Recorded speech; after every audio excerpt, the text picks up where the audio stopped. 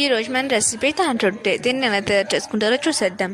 ముందుగా తాటి పీచు నుండి కొంచెం తీసుకోవాలి. తర్వాత అందులో 3 కప్పులు బెల్లం అయితే వేసుకోవాలి. దాన్ని బాగా కలుపుకోవాలి.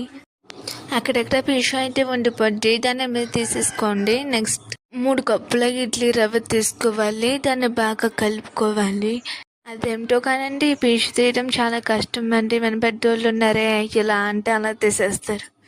పీచు లేకుండా పిండిని బాగా కలుపుకున్న తర్వాత స్టవ్ వెలిగించి ముకుడు పెట్టి అందులో ఆయిల్ యాడ్ చేసుకుని పిండిని అయితే వేసుకోవాలండి.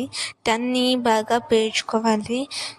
పిండిలో కొబ్బరి తురుము వేసుకున్న చాలా టేస్టీగా ఉంటుంది.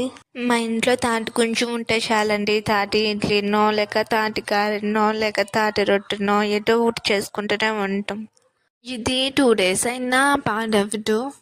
మా ఇంట్లో చాలా ఇష్టంగా తింటారు. తినే కొద్దీ ఇంకా తినాలి అనిపిస్తుంది. మీరు కూడా